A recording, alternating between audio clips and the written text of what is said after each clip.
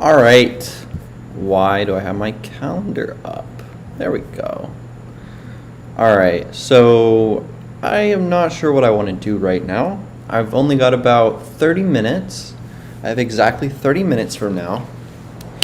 I'm thinking going back into the tough puzzles. I think, though hard to keep track of, those puzzles are very instructional in order to demonstrate what a good thought process looks like in tackling these hard problems. So I feel like a lot of people have the tendency to just kind of try to find an idea, latch onto it, hope it works. But we can't do that. We have to calculate. And so for that reason, and also because I want to, we're going to do tough puzzles. All right, is this working? Yes. Okay.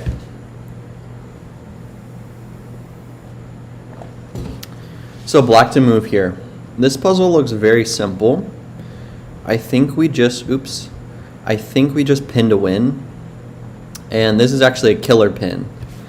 This is a killer pin because it doesn't matter where the king moves. We will win the knight on the next move. And end of story. This pawn is not making it. So let's calculate a sample line in order to be cool. So rook f2. Rook f2. Let's say the king scoots down over. No. Let's say the pawn comes down. Then we would force the king down. And we would bring our own king down, and we would stop in time. We'd stop the pawn in time. So this is the killer pin. I'm thinking, well, if we bring our king down, then you just push the pawn. If we go like this, then you've got to bring your king in, which gives me time to bring my king in. Then you push down, I come here, you push down, I come here, and I'm in time.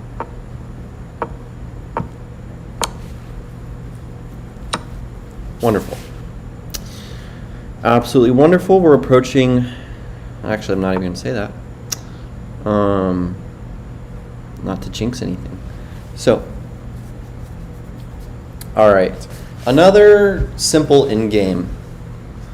But don't be deceived. These seemingly simple endgames can sometimes be very complicated. So, it's only simple because there's not a lot going on.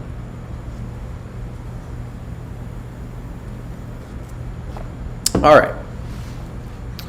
So, the square. We're thinking about the square. So, where's the square? We draw, okay, so a lot of people just say like draw the square, blah, blah, blah. But that can get confusing, right? So, how do you always draw the square perfectly? You take the pawn, you look at the pawn, and you look at the diagonal that it's looking on, right? So it's looking on this diagonal. So then we just use that diagonal and draw it all the way to the back rank, and then that diagonal defines our square. Say if our pawn was right here, then we'd have two diagonals. Say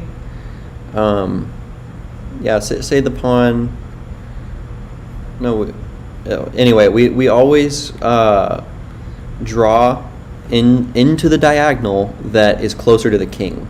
So if our pawn were right here, for example, we could draw into this diagonal and we could draw into this diagonal.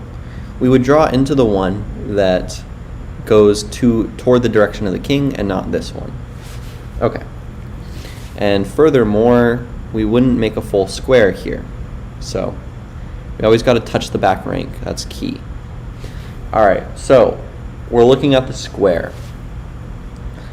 So we draw our square, and it's defined by the diagonal. So, okay, that's a 30-minute warning, that little noise. So, mental note, we got like 27 minutes or so. All right, so, what are we doing here? Well, the square, right? So if we push our pawn forward, then the king can hop into the square. But then if we push again, the king is forced to hop into the square again. We push one more time, the king is forced to go into the square, and then we use our bishop to defend the pawn, and then we snap at our leisure. We come up, come up, come up, and we will outflank the king, because the king has to stay in the square, and the square is very tiny.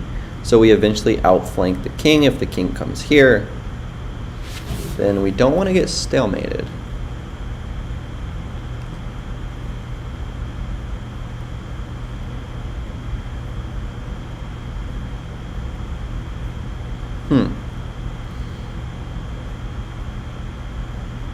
Another idea is to bring the bishop up immediately to cut the king off of this diagonal. If the king then goes hunting for this guy,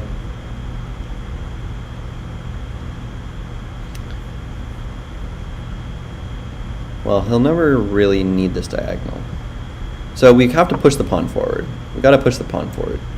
So the question is, do we take immediately? And I think we do take immediately, because if we keep pushing this pawn forward, our opponent is going to force us to push it up to a light square where we can defend it with our bishop. After that, I think the king just goes into the corner,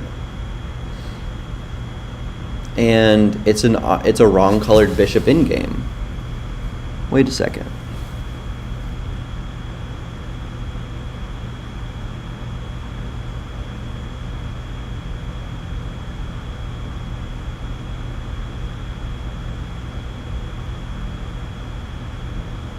And this is where it gets complicated. But we always have to remember there's never too many lines we need to calculate. So we just look at pushing the king up. So a3. King is forced to c3. But in that case, we notice if we bring our bishop up to e6, then we form a fence. Our pawn and our bishop form a fence that make it very difficult for the king to penetrate, such that we'll be able to take this pawn, and if the king ever tries to move up,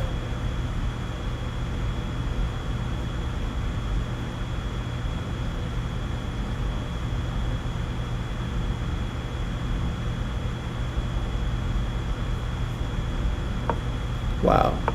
Okay, so we push the pawn. Wait, wow. At this point we take. Jesus.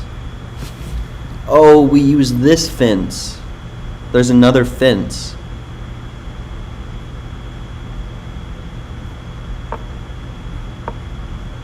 Okay, so this was far more critical than I imagined it would be. And the reason why it's critical is because our opponent is constantly threatening to bring us into a completely drawn endgame. The completely drawn endgame is where we have this rook pawn. It's a rook pawn, and the promotion square of the rook pawn is of the opposite color of the bishop we have on the board. That's a theoretical draw, as long as the king can get to the corner. So the idea is the only way we can win this is if we prevent the king from ever getting to the corner. How do we do that? Well, I had the right idea to fence off the king, but my particular move did not work. And the reason it didn't work is because the king could just come in and make it to the corner before my king could have any say about it. So instead we push up, use this idea over here, and make it even harder for the king to make it.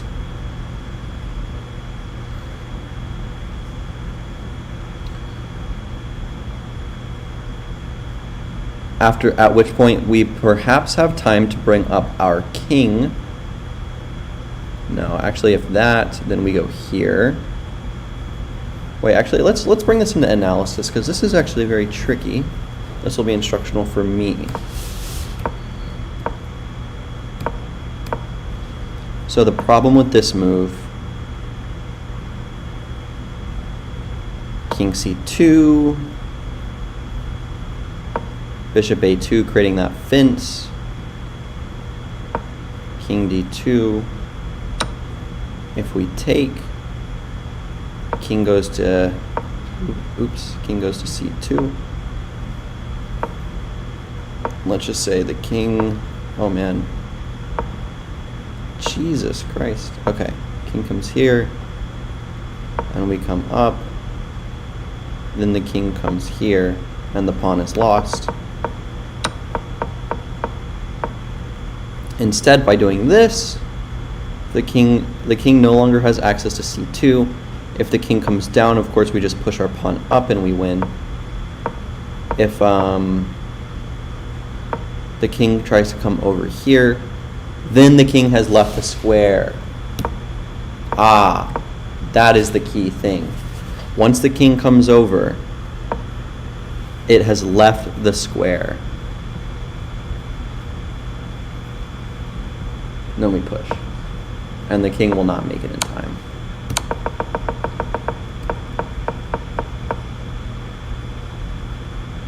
So then the only other thing is, can the king just hold off?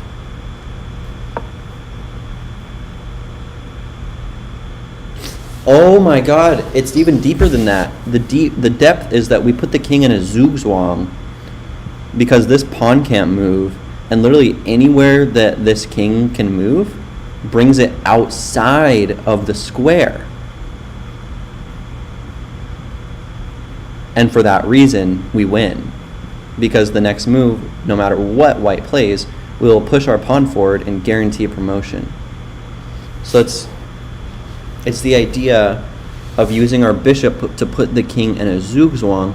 The reason that bishop e6 didn't work is because it gave the king access to c2, which makes the entire zugzwang operation fail because it can then make it to the corner while still staying inside the square.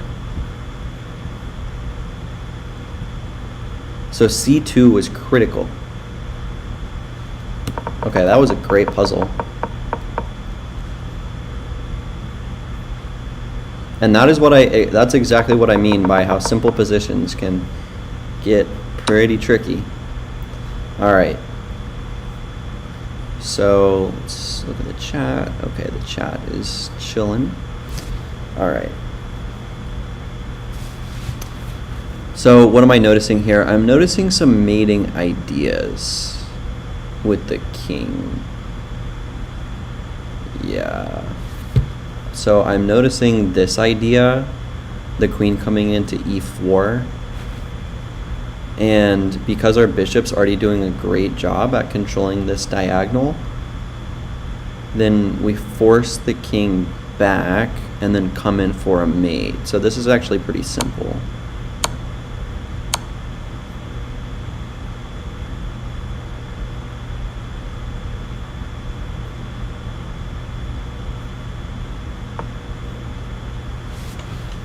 Okay. Wow. Wow. All right.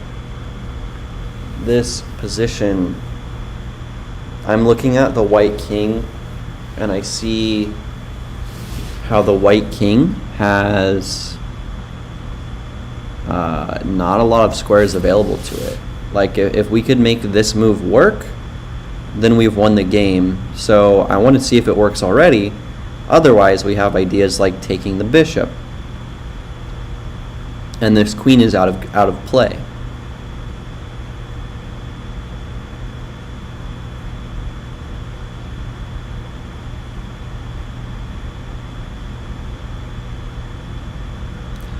All right, so if we go for this immediately, bishop e6.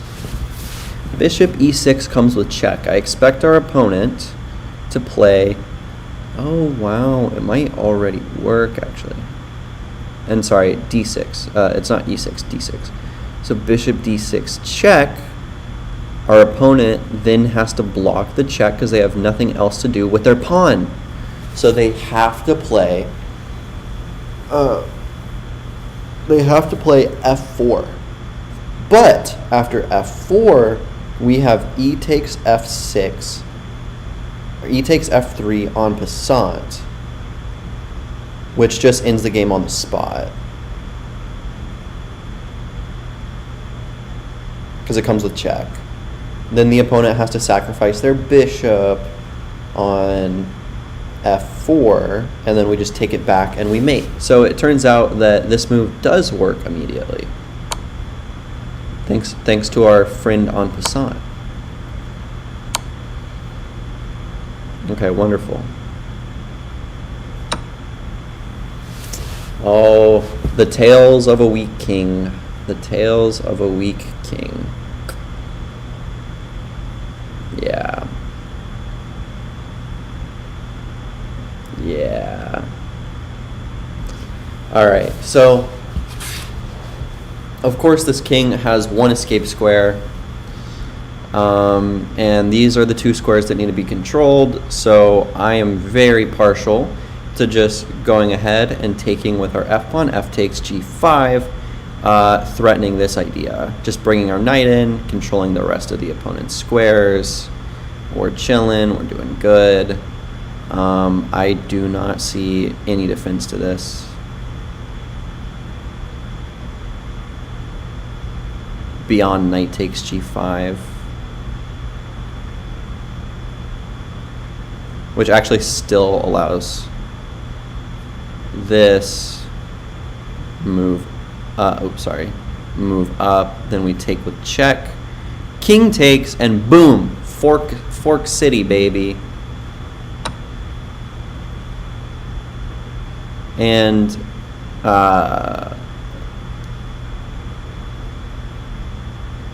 so in allowing this, we allow fork city, I believe. So I think we play with this one. Or do we go with this one? I actually missed this move, which was critical. The king escaping. Missing that the king escaped. Because now the king has more squares available.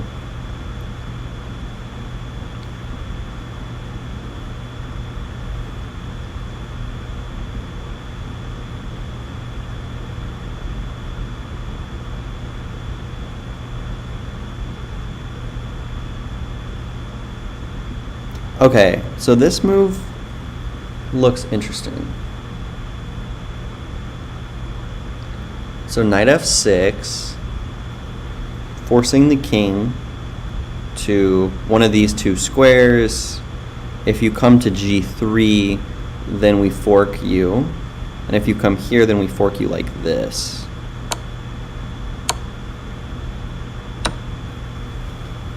All right.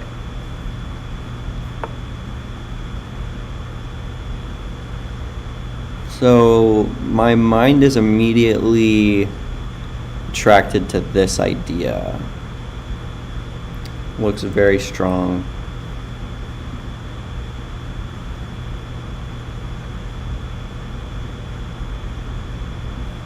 Knight e5. Hitting the queen. So if the queen moves, we take the knight. You have to take back with the pawn, and then we win a rook. Or an exchange. We might, yeah.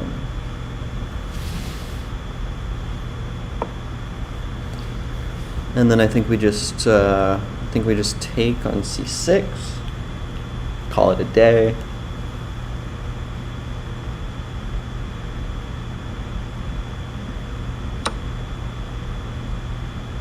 And I think we would just play something like this.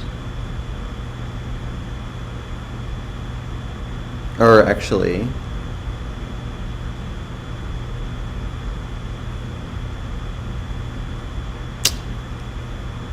this is still tricky.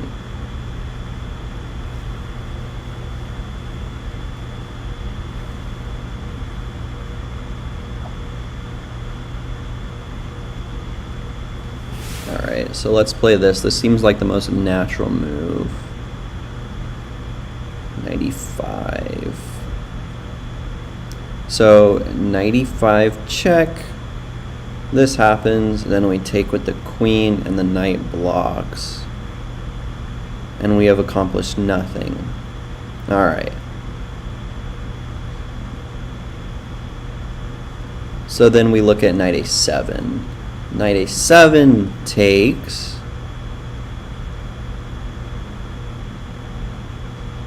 And we take right here.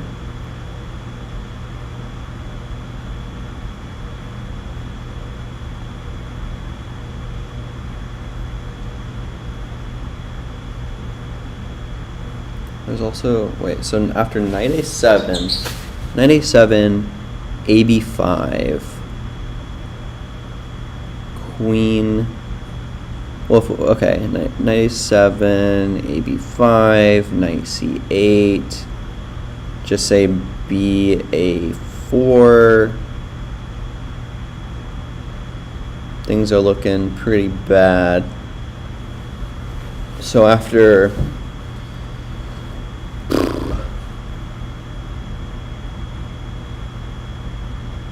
wow, instead I quite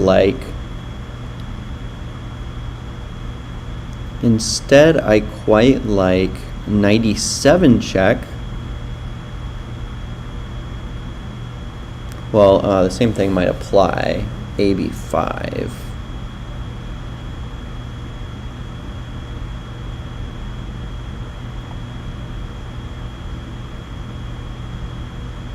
So knight a7,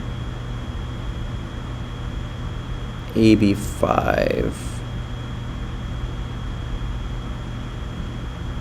queen b5, knight d7, knight d7, queen d7. Oh, but no, if knight a7, a b, queen a, queen must block. So then take on d7, knight takes on d7.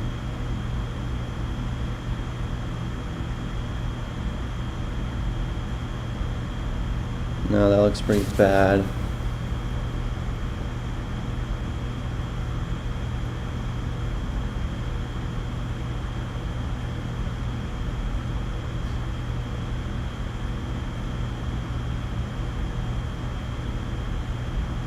Like bishop a6.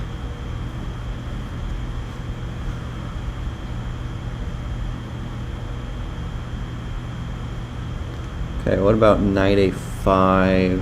Knight a5, ba, queen d7.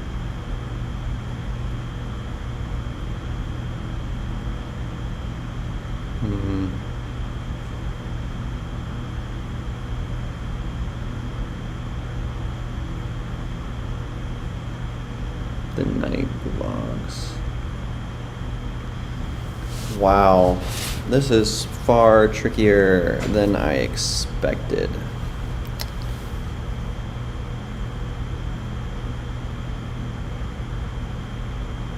I'm trying to think.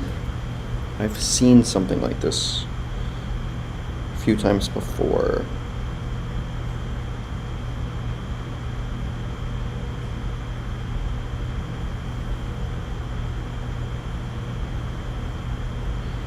And I haven't really looked at knight d8, ab.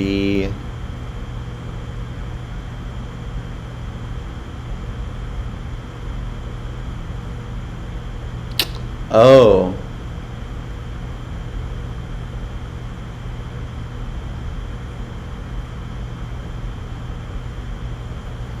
Knight a7,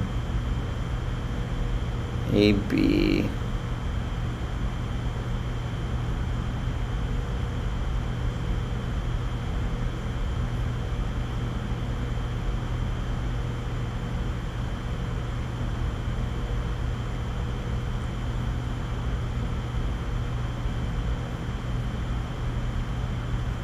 Knight a7, A takes knight a7 check, A takes b5. Okay, so then if knight takes c8, B takes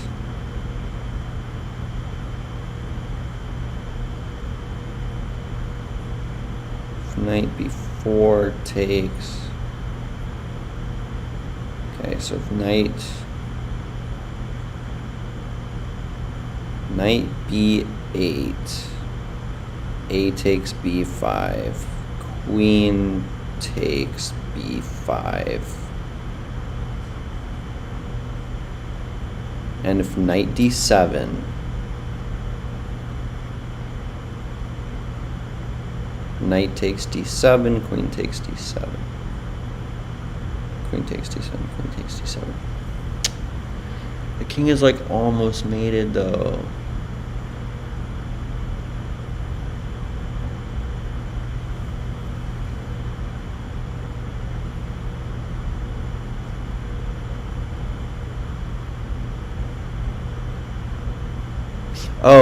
Oh, wait. Knight b8. It's knight b8. Knight b8 if AB, then queen takes. If something else, then you're dead. Okay. That took me a while. Whew. I feel like that shouldn't have taken me a while, but this puzzle was rated 2889. Huh. I guess that makes sense. I mean, I struggled on it quite a lot.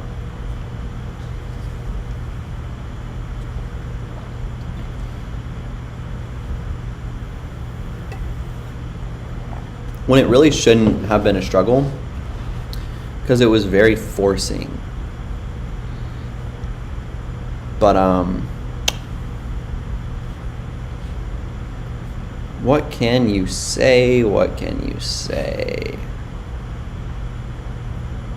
What can you say? I miss this connection.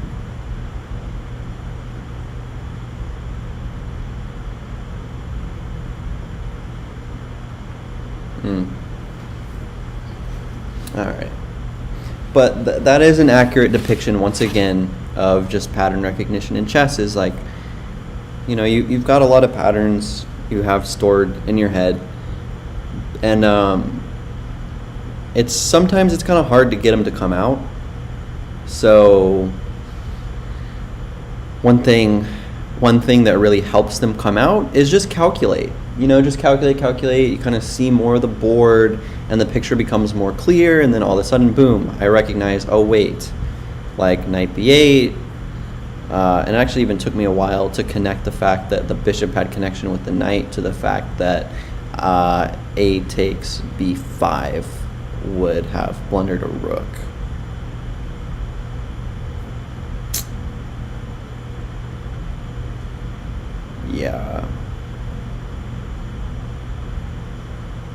Yeah.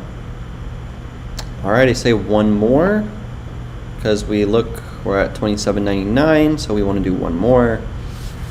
And this one looks nice and simple. All right, so what do I notice? I notice that this king is very, very weak, so I don't care about anything except for mating the king. All right, in that spirit, what moves should I look at? Well, I like the look of h5. h5 check, because our queen is doing a good job at controlling the king, as is my king, mending these pawns. And so then we force this move. And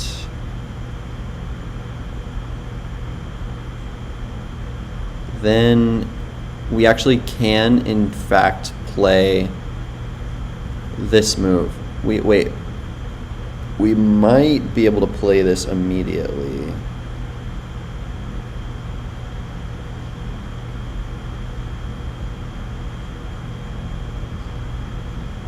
No. Okay, we should look at this first. Well, I feel great because I know we're solving this puzzle and we know what that means. So Look at that. Look at that rating, boy. Look at that rating, boy. So, feeling good.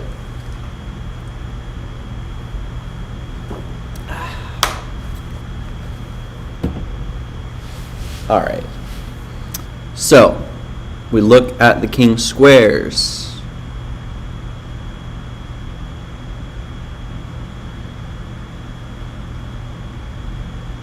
And we see that we're controlling every square except for one. We also see that the opponent has some very threatening ideas in mind, namely promoting a queen with check. So, yeah, we don't like that. D8 equals queen, coming with devastating effect. 3 heavy pieces penetrated, nah. So we're trying to mate this boy. We're trying to mate this boy with only checks, so that doesn't give us a lot of options, which makes it easy for us. So, we have this idea, which we allow the king to come here, and then maybe we do this. Actually that does look kind of good. Forcing the king here.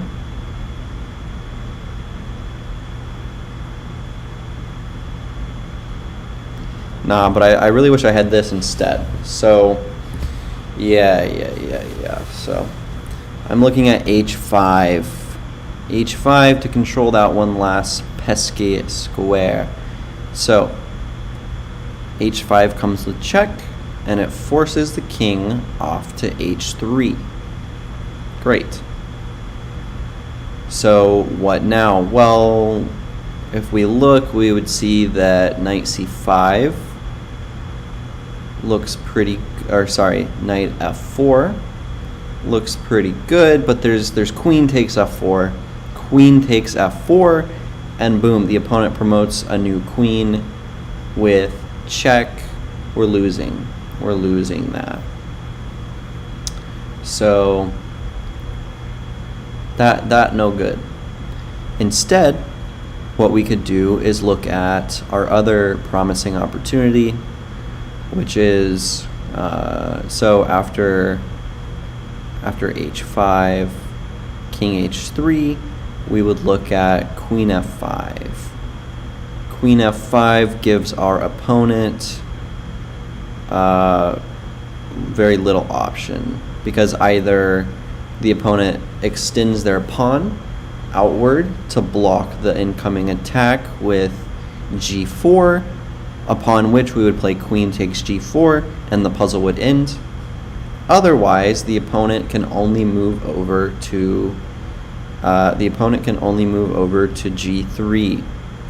Once the opponent moves over to g3, notice how we have the h5 pawn in place like we wanted before, which is now controlling the g4 square. Because we're controlling the g4 square, we play queen g4. Queen g4, and the puzzle ends right there. So this was very simple, actually. And boom. Look at that. Look at that rating. What a perfect place to end. So, yeah. Heck yeah. That was great. That was really great. All right. Well, I got really tired at the end, but dang. And I just had coffee too. It just made me tired. It's so weird. But yeah, this is a perfect place to end. So I'm gonna end, and I'll catch you guys tomorrow.